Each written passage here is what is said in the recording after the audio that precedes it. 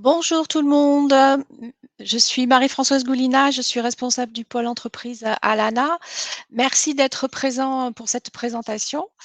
Je vais donc vous présenter les personnes qui vont intervenir, donc les personnes de Business France qui vont intervenir sur cette matinée qui va concerner donc les e-vitrines et le partenariat France avec Alibaba. Donc vont intervenir Fanny Da Silva, Chloé Perronneau, David Baudet et Quentin de Moliens. Donc, dès qu'on va pouvoir partager, on avait un petit souci pour partager les slides. Dès qu'elles seront à l'écran, je laisse la parole à Fanny.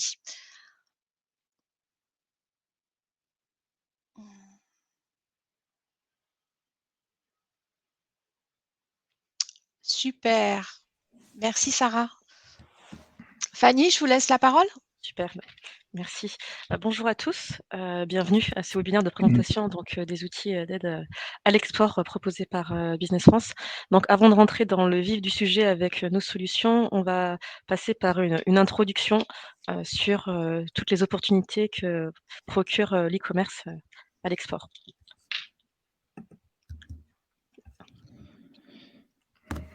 Donc Quentin, je vous laisse la parole.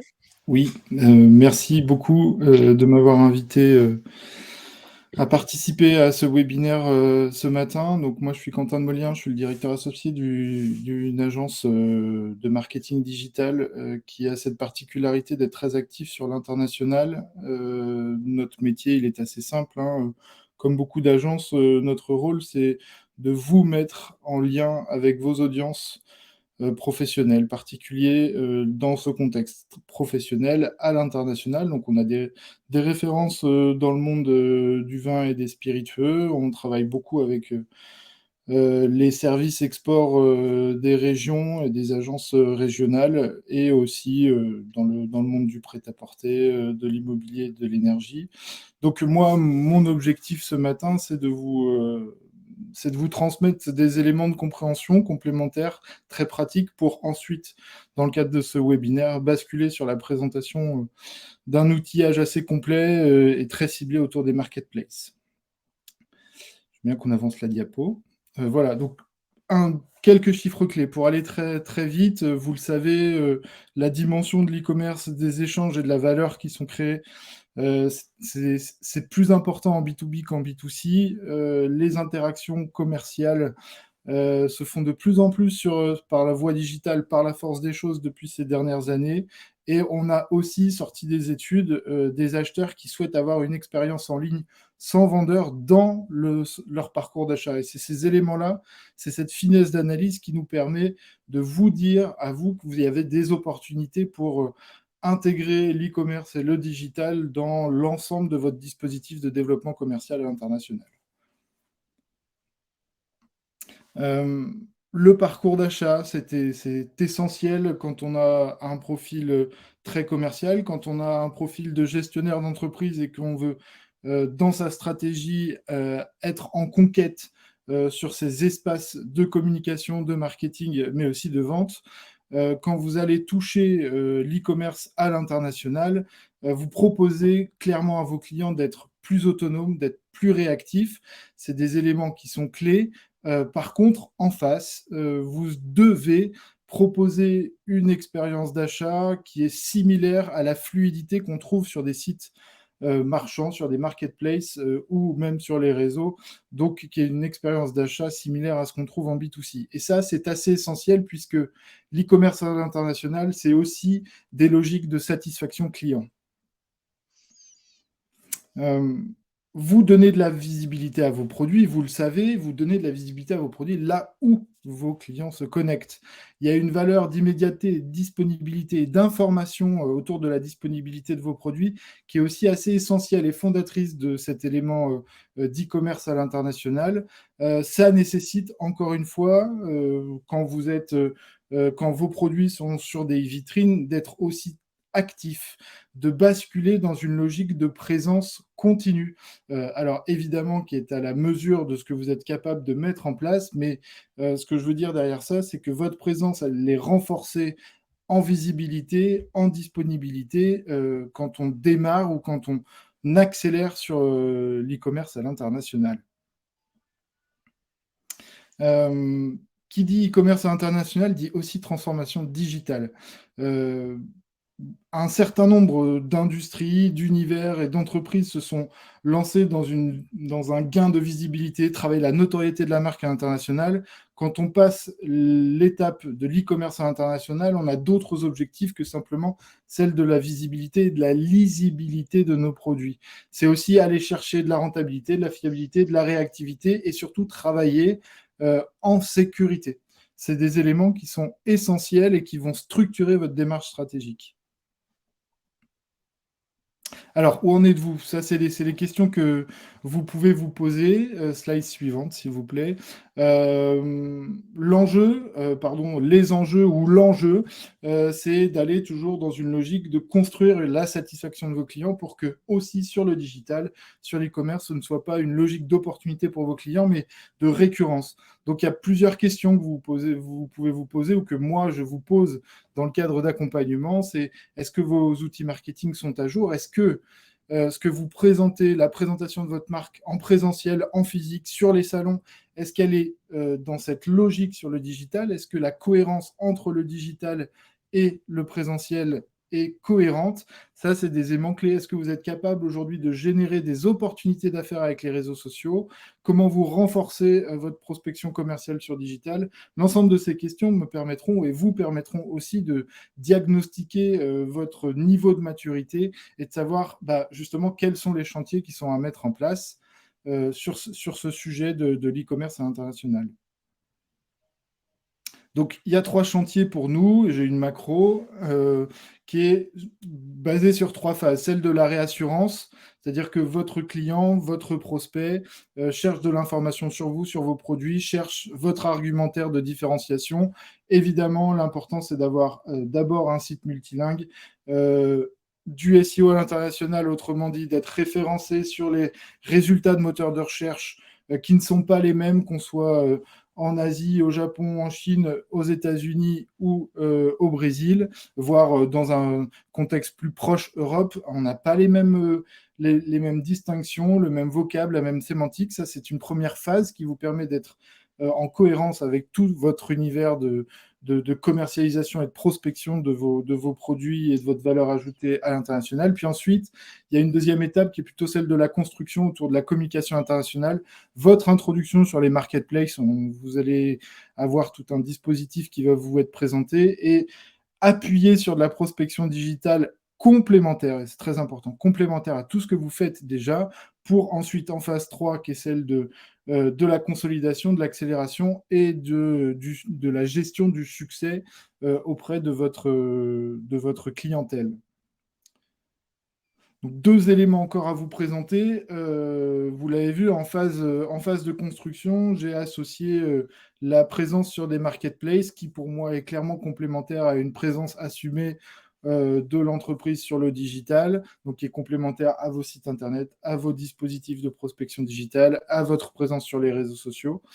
Qu'est-ce que ça vous apporte? Ça vous place sur l'échiquier monde beaucoup plus facilement qu'en étant en autonomie. Donc, ça vient compléter votre dispositif. Ça vous positionne aussi pour pouvoir embarquer et engager vos clients. Et en conséquence, ce qu'on va rechercher, c'est grâce à ces marketplaces, de l'accélération des flux de marchandises, de la réduction des coûts et réduction des stocks, une certaine maîtrise et surtout engager vos clients autour de la disponibilité et la visibilité de vos produits. Donc, il y a des prérequis et disons que ces prérequis sont assemblés sous la bannière de l'implication. Votre démarche d'export, bien entendu, vous l'avez structurée, vous la structurez, vous êtes en conquête, vous êtes en défense sur certains marchés. La transformation digitale que vous avez impulsée dans votre entreprise, elle nécessite une nouvelle structuration dès lors que vous allez vers de l'e-commerce. Parce que qui dit e-commerce dit ressources, dit compétences dans vos départements ou vos équipes commerciales, mais aussi au niveau de la gestion et évidemment du digital. Nous, on vous incite évidemment à être accompagné par des dispositifs comme les dispositifs régionaux et Business France pour accompagner cette digitalisation de votre commerce, d'intégrer des marketplaces en phase d'incubation, que ce soit sur le domestique ou l'international. Évidemment, ça ne joue pas les mêmes choses, mais c'est en phase d'incubation et d'accélération de votre transformation digitale qu'il faut le faire. Placer la ressource humaine au cœur de votre réussite, c'est ce qu'on va noter justement dans le succès de votre démarche d'e-commerce international, c'est aussi d'avoir les bonnes personnes, d'être capable d'embarquer vos clients sur ces sujets, donc de pouvoir maîtriser en interne tous ces dispositifs, ou en tout cas d'être accompagné pour maîtriser ces dispositifs. Et puis, l'élément clé, vous en conviendrez, c'est aussi associer logistique, transport à la satisfaction client. Vos partenaires de transport doivent être tout aussi matures, voire plus matures, pour pouvoir vous embarquer dans ces logiques d'e-commerce à l'international. Donc, en conclusion, on est sur une implication forte, stratégique au niveau de l'entreprise qui nécessite une réflexion en profondeur pour organiser votre présence sur le web, sur le digital, avec en pointe de mire des éléments qui sont votre site internet, votre présence, votre communication et notamment les marketplaces. Voilà, j'ai en 10 minutes parcouru assez rapidement, on en conviendra, mais un certain prérequis, démontrer qu'il y a un volume d'affaires qu'il faut aller chercher aussi pour vous, puisque les autres, c'est-à-dire l'international, s'y est mis. Donc voilà, je vous invite vraiment à prendre en considération l'ensemble des choses qui vont vous être transmises par les équipes pour vous montrer qu'il y a des dispositifs qui sont accessibles pour vous aujourd'hui, qui nécessitent de la structuration, mais qui sont ouverts pour que vous puissiez passer les étapes et créer les chantiers nécessaires à la structuration d'un développement commercial à l'international. Merci beaucoup, Quentin. Donc, si vous avez des questions, n'hésitez pas, et après, on pourra revenir aussi dessus à la fin du webinaire. Tout à fait. Pour les questions, c'est mieux de les mettre dans le chat, de les écrire dans les chats, on les reprendra. Et voilà. Merci. Donc là, pour vous donner un peu de contexte, en fait, avant de nous présenter nos solutions, donc le département e-export, dans lequel on fait partie, a vraiment été créé pour répondre à cette conviction que l'accompagnement des entreprises à l'international passe désormais par le numérique. Donc le numérique ne va pas supplanter les autres canaux d'export traditionnels, mais va vraiment intervenir en plus. Et c'est un comportement qui est vraiment dans tout le comportement des acheteurs et qui devient une étape clé dans toute relation commerciale. Donc en France, c'est vrai que c'est ce que disait Quentin juste avant, on est un peu en retard comparé aux autres pays, alors qu'internet devient vraiment l'un des canaux les plus privilégiés pour toutes les transactions B2B internationales. Donc un acheteur B2B sur 3 déclare préférer le e-commerce. Aujourd'hui, c'est à peu près 25% des échanges B2B mondiaux et ça atteindra près de 1/3 des échanges en 2030. Donc c'est vraiment un canal qui devient très important. Et si on parle de stratégie, donc notre stratégie, c'est plus d'exportateurs, plus d'exportations, donc en conclusion, plus de Made in France grâce au e-commerce. Donc pour répondre à cette stratégie, on a plusieurs étapes. Donc la première étape, communiquer. Donc communiquer auprès de vous l'importance du numérique dans sa stratégie à l'export. Deuxième étape, préparer, donc avec des webinaires, des formations, des accompagnements personnalisés pour vous accompagner dans votre développement à l'export sur les sujets e-commerce. Ensuite, donc le programme e-vitrine, dont on parlera juste après, qui permet vraiment d'avoir une première expérience à l'export en disposant gratuitement d'un catalogue numérique, d'une visibilité à l'étranger, et ça permet aussi de développer des courants d'affaires. Ensuite, l'étape d'après, donc les programmes Marketplace, qui permet là de déposer son catalogue sur le plus grand marketplace au monde, sous un espace France, à des conditions préférentielles et des tarifs négociés, là vraiment pour massifier tous les courants d'affaires. Et enfin, la dernière étape de la pyramide en success story, c'est quand vous n'avez plus besoin de nous et que vous pouvez devenir un ambassadeur du numérique et de nos solutions. Donc maintenant, je vais laisser la parole à Chloé qui va vous présenter nos e-vitrines. Merci Fanny, bonjour à tous.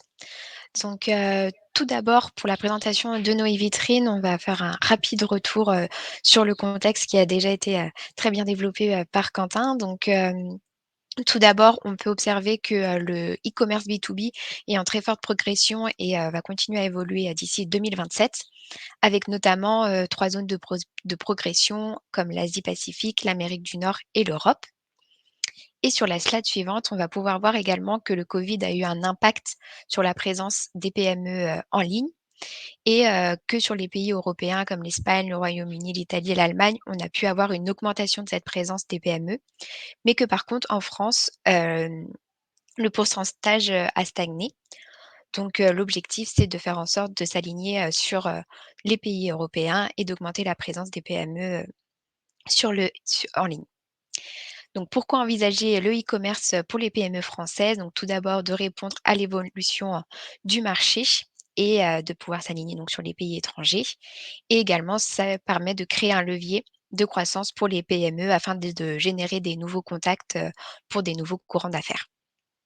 Et c'est dans ce contexte que Business France a créé, ces 3 e-vitrines. Donc en 2018, la e-vitrine vin et spiritueux et ensuite en 2021, les e-vitrines cosmétiques et agroalimentaires. Alors, à qui s'adressent ces plateformes? Donc, tout d'abord, elles s'adressent à vous, PME française. Elles vous permettent du coup de créer un catalogue en ligne en présentant votre société et votre catalogue produit. Elle vous permet également de communiquer avec les acheteurs de 5 façons différentes, donc des demandes de contact, ce qui s'apparente à des ajouts d'amis sur les réseaux sociaux, des demandes de devis, des demandes d'échantillons, des demandes de messages et des demandes de rendez-vous. La plateforme vous permet également de booster votre visibilité, lors d'événements, donc d'inscrire votre, société sous, la bannière, d'un événement, Business France et également de présenter, vos produits que vous allez présenter, durant cette action. Par contre, le contact ne se fait qu'à partir des acheteurs, donc c'est les acheteurs qui vont initier le contact, mais vous n'avez pas accès à leur contact. Et ensuite, donc elle permet également, elle est également à destination des acheteurs étrangers qui, eux, donc vont pouvoir faire leur recherche, de produits français via des filtres pour, filtrer leur sélection et également donc du coup de vous contacter, via l'outil. Alors maintenant, comment utiliser la plateforme? Donc tout d'abord, pour s'inscrire, il faudra cliquer sur, le bouton, «S'inscrire» et vous allez avoir donc un formulaire, d'inscription, basique, à remplir. Alors sur la slide suivante, vous allez avoir le détail et justement par contre, si vous avez déjà un compte sur la plateforme, et que vous n'avez plus accès à vos identifiants, n'hésitez pas à nous écrire sur les 2 adresses mail génériques, de la plateforme pour qu'on vous aide à les réinitialiser. Ensuite, lorsque vous allez avoir accès à votre compte, vous allez tout d'abord pouvoir compléter votre profil, donc notamment avec, la description de votre entreprise, l'ajout d'images, de vidéos et de, caractéristiques de votre société. Un des points très importants à remplir, c'est le logo, car sans logo, votre société ne sera pas visible. Ensuite, après avoir complété votre profil, vous allez pouvoir ajouter vos produits.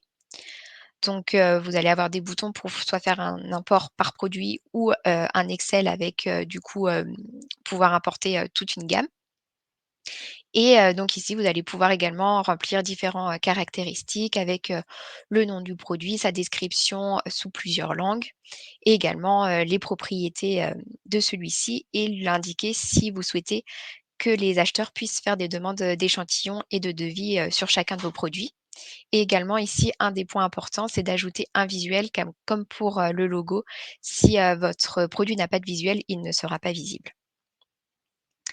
Ensuite, donc du coup, si, vous n'ajoutez pas donc votre profil et votre catalogue produit, votre société ne sera pas visible sur la plateforme. C'est vraiment les 2 actions, à faire, sur votre profil.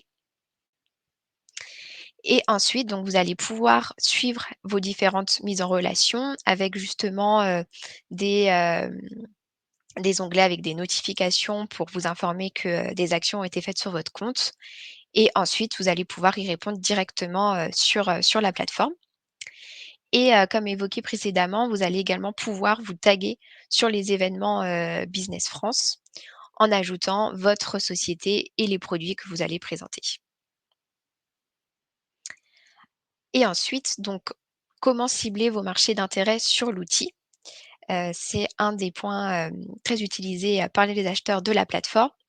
Donc ici, on peut voir le contexte. Donc par exemple, vous êtes un fournisseur de boissons alcoolisées, vous présentez plusieurs produits comme du vin, du champagne, des bières et pour vos champagnes, vous ciblez, la Chine.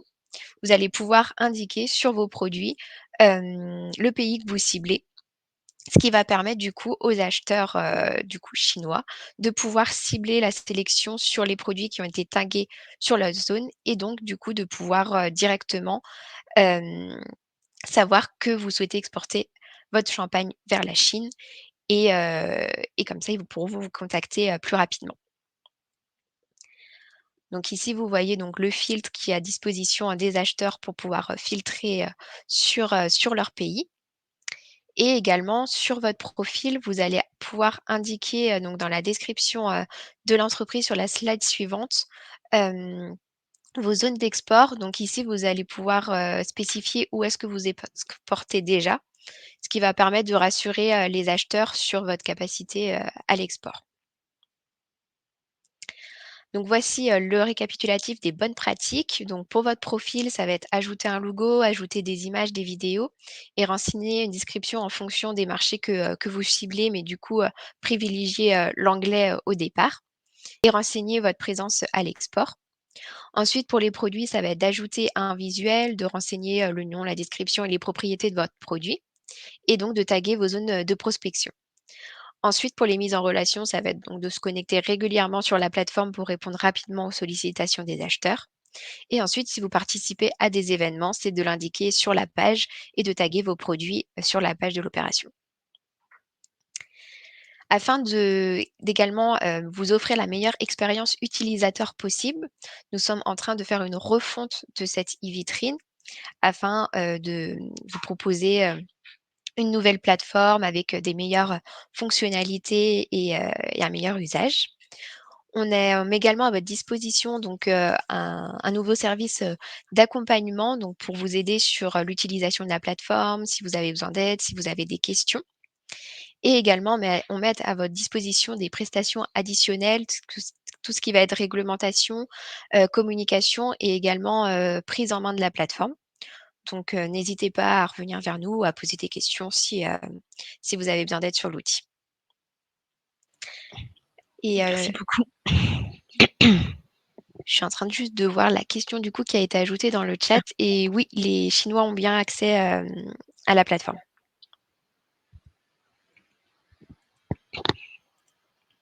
Merci beaucoup, Chloé. Merci. Du coup, maintenant, pour la partie Alibaba, David, je te laisse présenter. Oui, très bien. Je ne sais pas si j'ai la main sur le passage des slides. Oui, apparemment. Donc, on a passé un partenariat avec Alibaba.com, qui est la première plateforme B2B du monde, hein, donc réservée aux professionnels, que ce soit tant côté acheteur que vendeur. Donc, on a choisi de travailler avec eux parce qu'ils ont vraiment une couverture mondiale et qu'en termes de trafic, c'est vraiment la plateforme qui est très, très loin devant, avec 40 millions d'acheteurs actifs qui se connectent au moins une fois par mois. Donc ça couvre non seulement tous les pays, mais tous les secteurs d'activité, y compris l'industrie, qu'on va retrouver également, et évidemment l'habillement, agroalimentaire, cosmétique, etc. Donc en termes d'utilisateurs côté acheteur, on va retrouver les Américains, qui sont les premiers utilisateurs de la plateforme, ensuite des grands pays comme Brésil, Inde, Canada, et puis des pays européens, Royaume-Uni, Italie, Allemagne, etc., des pays asiatiques. Ce qu'on va quasiment pas retrouver, et ça peut paraître paradoxal à certains, mais c'est qu'il n'y a quasiment pas d'acheteurs chinois, puisque ça n'a pas été fait pour ça au départ. Donc il y a 25 ans, il y a un homme d'affaires chinois qui a créé cette plateforme pour permettre aux entreprises chinoises de vendre, ce qui fait qu'aujourd'hui, on va certes retrouver des vendeurs chinois sur la plateforme, mais depuis 25 ans, ça s'est très internationalisé. On va retrouver une offre européenne, américaine, d'autres pays asiatiques comme Japon, Corée du Sud. Donc aujourd'hui, voilà, on a affaire à une plateforme vraiment très internationale et multisectorielle. Donc l'idée, on a acheté 200 comptes qu'on propose donc à 200 entreprises françaises. Pour l'instant, on a une quarantaine d'inscrits, donc il reste encore de la place. Et donc l'idée, c'est de regrouper les entreprises au sein d'un espace France sur Alibaba.com, qui va regrouper les entreprises françaises par grande catégorie.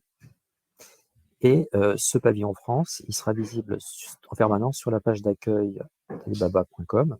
Donc en bas de la page, il y a des petits drapeaux qui sont autant de pavillons nationaux. Cet été sera mis en place le pavillon France. Et 2 fois par an, le pavillon sera mis en exergue en haut de la page d'accueil, sous forme de bannière. Et pour attirer du trafic sur cet espace France, à la fois Alibaba, dans un premier temps, va faire 2 campagnes promotionnelles par an. Il va activer son réseau d'acheteurs par les réseaux sociaux, par les newsletters. Et Business France, pareil de son côté, avec ses plus de 50 bureaux dans le monde, plus notre réseau d'acheteurs. Donc on va faire du buzz pour attirer du trafic sur la page France. Donc ensuite, chaque entreprise participante peut créer sa e-boutique qui peut ressembler au site internet officiel de l'entreprise avec une partie institutionnelle, mais très vite des fiches produits, puisque la logique d'Alibaba, c'est de présenter des fiches produits. Donc l'information, elle est rentrée en anglais, elle est traduite automatiquement en 19 langues, et il n'y a pas de limite au nombre de références qu'on peut y insérer. Et la création de la e-boutique est faite main dans la main, donc avec un chargé de compte Alibaba, qui est francophone, basé en Italie, puisqu'ils sont implantés d'abord en Italie, en Europe, et qui sera toujours la même personne, voilà, pour répondre à vos questions techniques ou de stratégie marketing sur l'ensemble de la durée de l'expérience. Et ça, ce sont quelques captures d'écran, donc avec en bas de la page d'accueil, les petits drapeaux qui sont les pavillons nationaux auxquels les visiteurs peuvent avoir accès. Et puis il y a donc un exemple, ou 2 exemples d'ailleurs, pavillon italien, pavillon japonais, qui sont présentés de façon différente. Pour le pavillon France, on fera encore autre chose, mais l'idée est la même. Voilà, ce sont des exemples de e-boutiques personnalisées sur Alibaba.com, donc de 3 marques différentes ici, donc pour montrer que ça ressemble vraiment à des sites internet. Là, on est sur une fiche produit. Donc vous voyez qu'on peut mettre une photo, un descriptif sous forme de texte, des fourchettes de prix qui peuvent varier en fonction de la quantité vendue, mais qui peuvent être juste une fourchette de prix assez vague. Et voilà, des durées estimées de livraison. Et donc dans la colonne de droite, parce que ce qui est important de préciser, c'est qu'Alibaba.com n'est pas une plateforme transactionnelle, il n'y a pas de paiement en ligne, ni de logistique derrière, c'est vraiment comme un grand salon international permanent, une grande vitrine permanente. Donc les visiteurs ont le bouton en orange à droite, contacter le fournisseur, pour vous envoyer un message et vous dire voilà, comment faire, je suis basé par exemple en Allemagne ou ailleurs, je souhaite une 50aine d'unités, quel prix pouvez-vous faire, etc., comment organiser la logistique, quel est le moyen de paiement. Et donc la négociation s'initie soit par la messagerie interne de la plateforme, soit en dehors, ça n'a pas d'importance, puisqu'il n'y a pas de commission prise par Alibaba, vu que la transaction va être transparente pour Alibaba et va se faire directement entre vous et l'acheteur, qui peut être un grossiste, un détaillant, un grand magasin, un hôtel, etc. Les profils sont vraiment très variés. Et juste en dessous de contacter le fournisseur, il y a la raison sociale du producteur. Et en fait, en cliquant dessus, on arrive sur sa e-boutique personnalisée. Donc, ce qu'on a pu négocier avec Alibaba, c'est un tarif à 2250 € pour 24 mois. Donc, c'est pas par année, mais c'est pour 24 mois. Donc, on a d'abord descendu à 4000 € et puis ensuite, on est subventionné par l'État. Donc, on vous répercute la subvention pour arriver à 2250. Donc, ça, c'est à comparer au tarif opérateur pour le même service qui est de 15 000 $. Ce contrat de 24 mois, il est sous le statut Gold Supplier. Gold Supplier, c'est un statut, le statut maximum sur Alibaba.com en termes de service et de visibilité. Avec un système de mots-clés aussi, où il y a 1000 $ qui sont offerts pour améliorer votre référencement sur le site. Donc on a mis un objectif commercial au mois de juin, mais il va nous rester de la place après. En fait, la vraie limite, elle n'est pas temporelle, elle est quantitative. En fait, c'est sur les 200 entreprises. On est limité à 200 entreprises. Donc sinon, il y aura un petit peu de place après le mois de juin. Et pour ma part, c'est terminé pour Alibaba.com. Super, merci beaucoup David. Donc si vous avez des questions, n'hésitez pas. Je vois qu'il y a eu des questions qui ont déjà eu les réponses. Donc si vous en avez d'autres, n'hésitez pas. Moi, j'ai une question, Fanny. Comment font les entreprises là pour rentrer dans le système Alibaba? Ils vous appellent, il y a quelque chose à remplir, il y a voilà. Alors oui, je peux peut-être répondre. Ouais, allez-y. On a créé un mini-site Business France, enfin une page toute simple, avec un bouton Je participe. Et quand vous cliquez dessus, vous arrivez sur un formulaire à remplir. Et donc là, ça nous avertit de votre inscription. Et aussitôt, on va vous proposer un rendez-vous de lancement pour vous expliquer comment va se passer votre expérience sur Alibaba.com, les éléments dont vous allez avoir besoin pour commencer à créer la e-boutique avec l'aide du chargé de compte Alibaba. Et après ce rendez-vous Business France, quelques jours après, il y a le rendez-vous avec le chargé de compte Alibaba pour commencer déjà à parler de la e-boutique. Et le contrat de 24 mois ne commence que quand vous êtes prêt, c'est-à-dire quand la e-boutique est activée. D'accord. Et le lien pour aller sur le mini-site, il était dans votre présentation ou vous pouvez le mettre sur le chat? Oui, je vais le mettre, si je peux le faire, oui, je vais le faire tout de suite. Merci. Pour l'instant, sur le chat, il n'y a pas d'autre. Ah, voilà. Il y a une question de Paola. J'ai mis le lien. Voilà. Et Paola Gabar qui dit, et après les 24 mois, qu'est-ce qui se passe? Il y a un renouvellement du contrat? C'est au choix. En fait, c'est un contrat entre l'entreprise et Business France, donc c'est sécurisé. Ensuite, on va négocier la suite. Pour l'instant, c'est un peu tôt, puisqu'on a lancé l'opération en février. Donc on va poursuivre l'expérience avec un tarif le plus avantageux possible en essayant de conserver ce tarif-là, sachant que la reconduction du contrat sera sur la base du volontariat pour l'entreprise inscrite. Merci. Est-ce qu'il y a d'autres questions? De toute façon, vous allez pouvoir retrouver donc cette présentation sur le lab de l'alimentation Nouvelle-Aquitaine. Donc, je ne sais pas s'il y avait vos coordonnées à un moment, Fanny, Chloé, David et Quentin, sur le. Il y a les adresses mail au tout début. Au tout début, voilà. Donc, Ouais. comme ça, vous pourrez Sur le lien dessus. recontacter directement les intervenants si vous avez encore d'autres questions. Voilà. Et puis, ou nous recontacter, moi, Alana, et je ferai suivre vos interrogations, il n'y a pas de problème. Ah, il y a quelqu'un qui est en train de taper. On va voir, il y aura peut-être une question.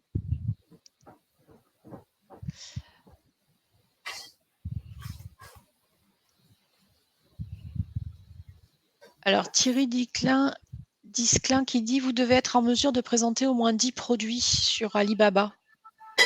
C'est une question, Oui. c'est une... Oui.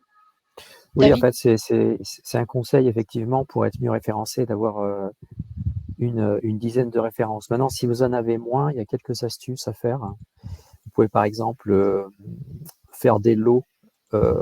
Si vous avez trois vins différents, vous pouvez faire, par exemple, un lot qui les regroupe tous les trois. Ben déjà, ça fait une fiche produit différente. Ensuite, si vous faites le vin numéro 1 plus le vin numéro 2, ça fait un lot encore différent. Donc, ça fait encore une fiche produit différente. Ensuite, vous pouvez varier aussi, peut-être faire des fiches produits qui font varier la quantité. Voilà, on peut trouver des astuces. Oui, ou le millésime, on peut trouver des astuces pour faire des fiches produits différentes pour tenter d'arriver à 10. Ok, merci.